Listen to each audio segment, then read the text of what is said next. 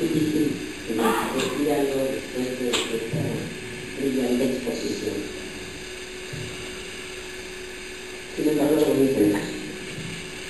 El título de este trabajo es Hacia un nuevo sentido de la humanidad. Carol Lillian, profesora de la Universidad de Harvard y primera investigadora de género de dicha universidad,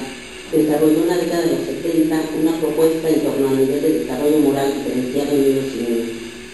Se convirtió así en una de las principales representantes de una corriente filosófica en la que hoy profundizan teólogos, filósofos y pensadores de diverso talante conceptual.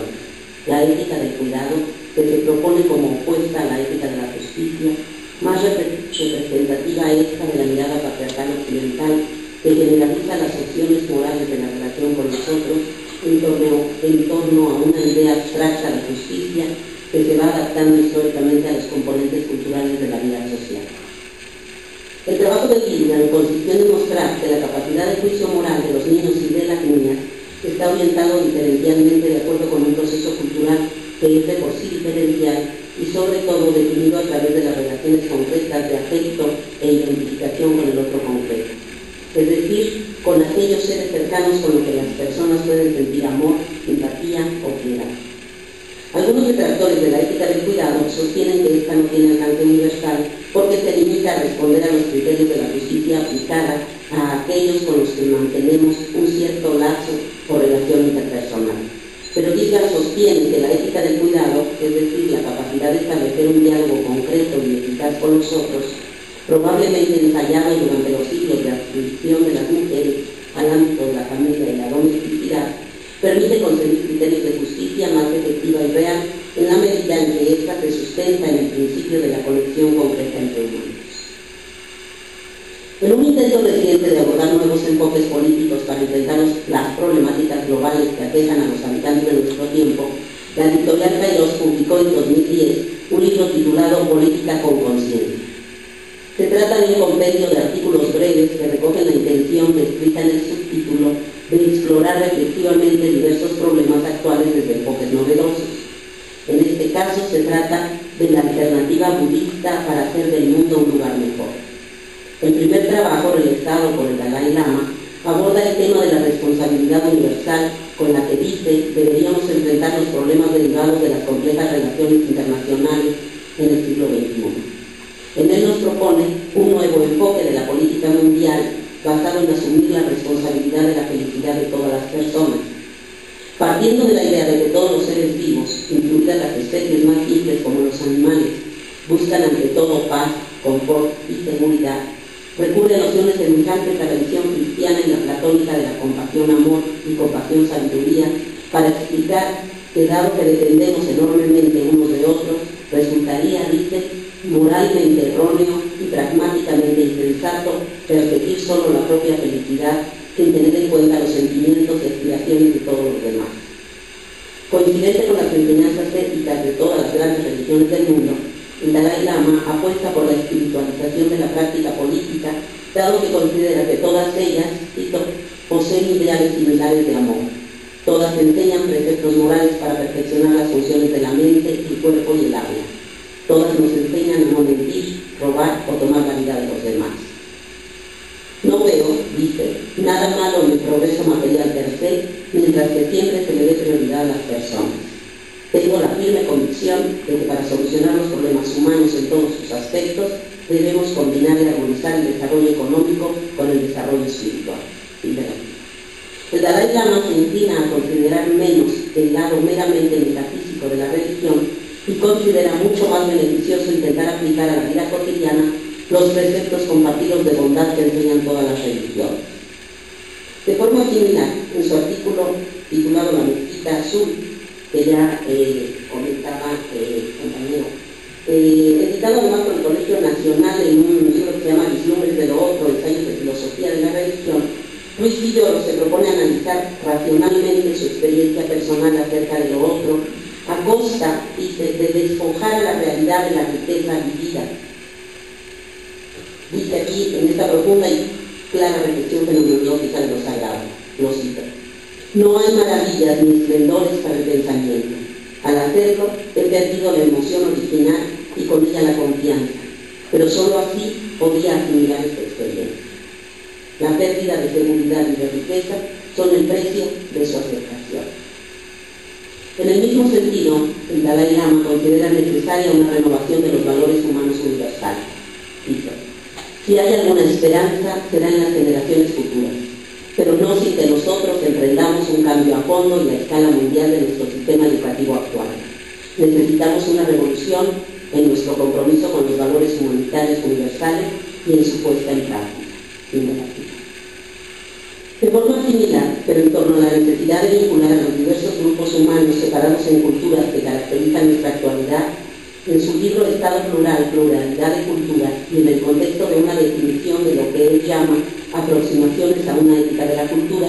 Luis Villoro hace una reflexión acerca de los derechos humanos y lo que sería necesario precisar en torno a ellos para que estos fueran válidos en el contexto de relaciones entre culturas diversas.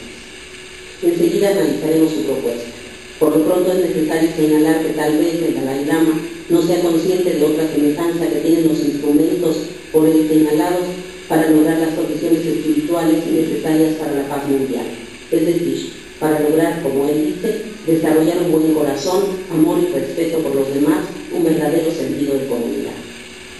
Nosotras sí podemos identificar en los preceptos de las religiones universales un rasgo común con los contenidos que tiene la educación tradicional de las madres de todas las culturas. El contenido de amor de la educación materna también es coincidente con aquello que se atribuye a las religiones y que el Dalai nos recuerda. Cito: la necesidad de controlar la mente, de la falta de disciplina que alberga sentimientos egoístas y otras causas de problemas, para lo cual son necesarios caminos que conduzcan, como él mismo dice, a un estado espiritual de paz, disciplina, ética y sabiduría. Para el Dalai Lama, solo una conciencia política de compasión y amor nos permitirá lograr la paz y la felicidad que el budismo propone, ya que cuando nuestras mentes están dominadas por la ira, que es uno de los problemas más grandes que afronta el mundo, dice el budista, perdemos la mejor parte de la inteligencia humana, la sabiduría, la capacidad de decidir entre lo correcto y lo erróneo. Todo esto son ideales humanitarios que él considera necesario introducir en el ámbito de la política y en la actuación pública de los líderes mundiales, pues son valores espirituales fundamentales que, si llegan al corazón de todo ser humano, podrían aumentar la felicidad general de las personas.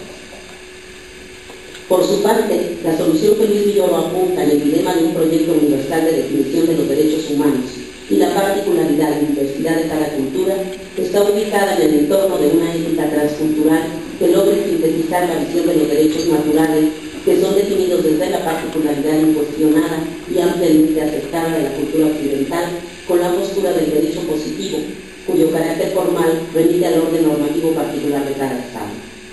Para Villoro habría dos posturas que podrían satisfacer los requerimientos de una definición del contenido de tales derechos. La primera sería mantener el carácter de estos en el nivel de un orden ético independiente del ordenamiento estatal anterior a él. En este caso, los derechos humanos tendrían un carácter no jurídico, sino moral, y se constituirían como normas de una ética universal. La segunda postura constituye una variante de la primera y consiste en el reconocimiento por parte de cada Estado, en su legislación vigente, del carácter objetivo de las necesidades y valores de los seres humanos. No obstante, considera pertinente preguntarse por el carácter transcultural de tales derechos, ya que reconoce variantes conceptuales en torno a valores de culturas no occidentales que, si bien podrían asumir la formulación occidental de los derechos humanos, también presentan algunas diferencias. Nuestro filósofo las resume en dos. En estas culturas, cito, los derechos están siempre ligados a deberes y no pueden entenderse sin ellos, y los derechos de la comunidad se consideran de igual valor o incluso, en algunas formulaciones, superiores a los del individuo. Villoro apunta a la posibilidad de construir sobre los puntos en común una nueva formulación que trascienda las particularidades y se refiere exclusivamente a valores objetivos y normas éticas aplicables a toda comunidad cultural. Tal enunciado de valores humanos o normas morales transculturales debería integrar, bajo el marco de una relación indisoluble entre el individuo y su comunidad, que es lo que constituye el marco de elección y realización libre de un plan de vida, los principios de autonomía, autenticidad y finalidad que suponen, dice, la capacidad de autodeterminación. Este núcleo básico comprende los derechos individuales básicos de la tradición moderna occidental, que son el derecho a la vida, a la seguridad y a la libertad de expresión y de asociación. Pero como parte del acceso necesario a la identidad personal y a la elección de fines y valores, estos derechos deberían incluir la condición de pertenencia a una comunidad cultural y derivar, por consiguiente, en la capacidad de la propia cultura de ser autónoma y auténtica, así como de proyectar fines valiosos. Esto sería parte de los derechos fundamentales de los seres humanos.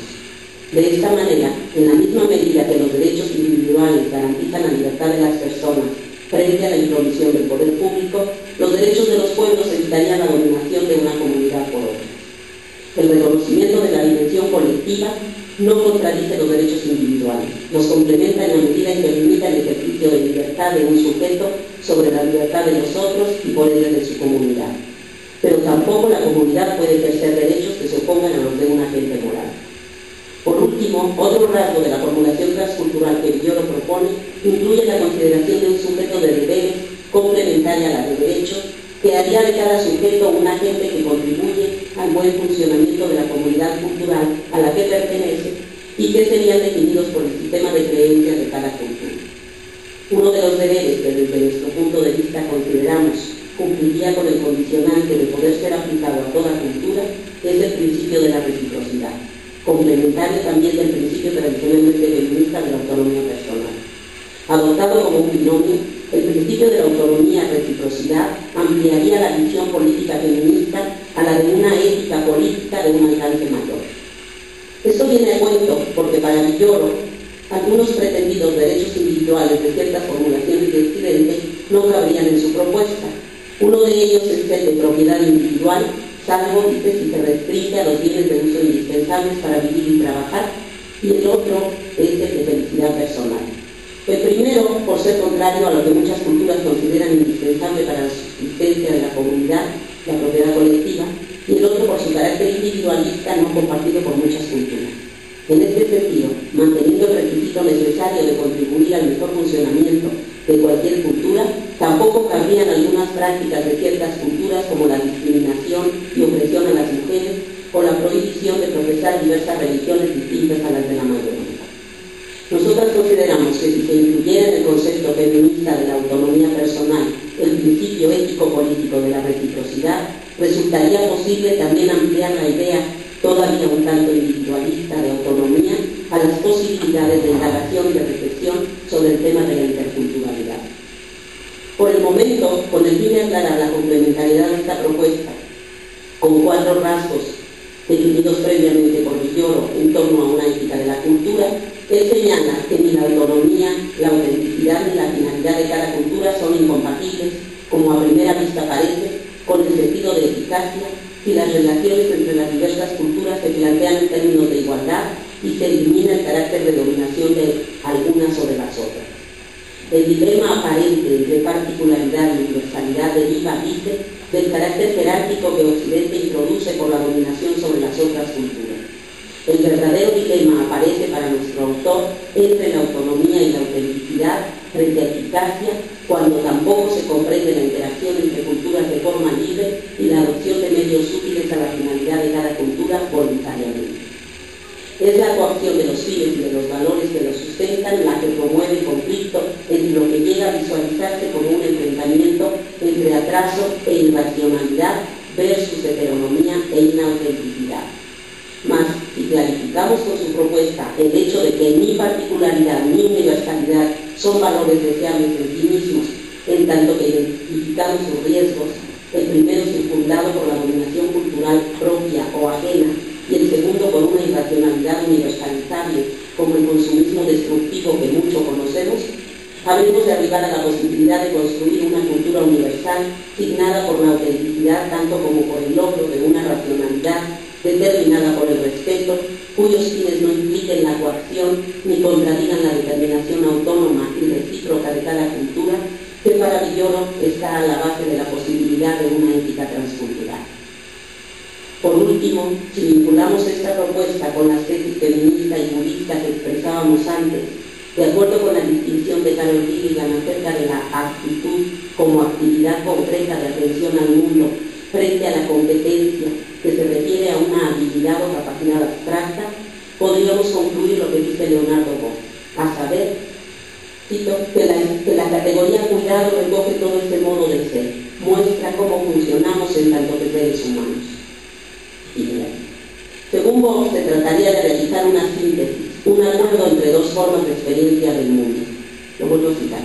La recuperación del cuidado no tiene lugar a costa del trabajo, sino mediante una forma diferente de entender y de realizar el trabajo. Para ello, el ser humano necesita volver sobre sí mismo y descubrir su modo de ser cuidado.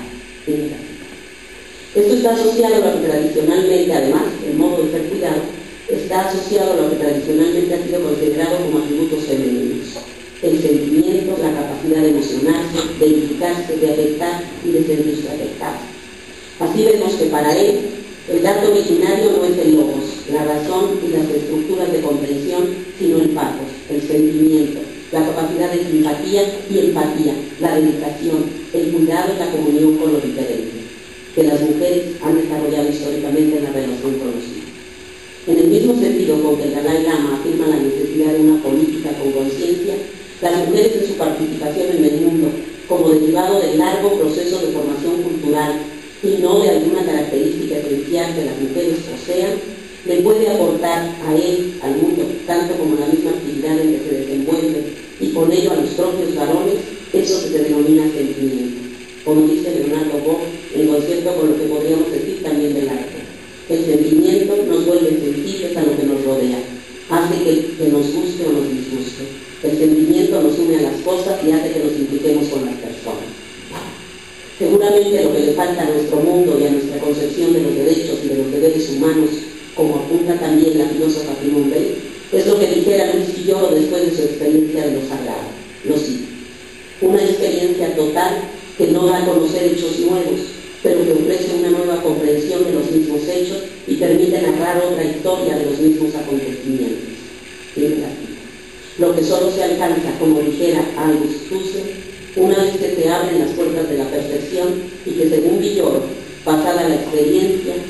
no solo orienta nuestra manera de ver el mundo, sino que también incita a asumir un comportamiento ante él. Definitivamente su experiencia de lo otro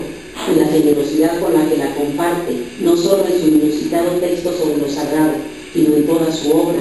si bien, como él mismo dice, no puede servir de base a un saber seguro, tampoco podemos descartarla como una ilusión. Por todo lo anteriormente dicho y contradiciendo su tesis de que no hay maravillas ni esplendores para el pensamiento,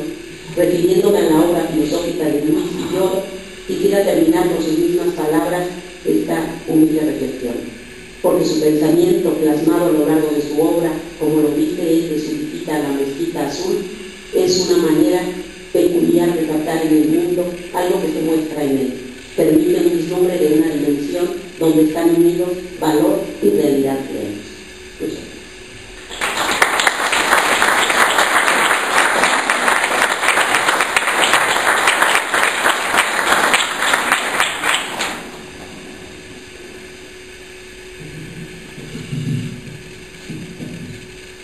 Gracias. Bueno, pues para mí realmente es una gran oportunidad poder estar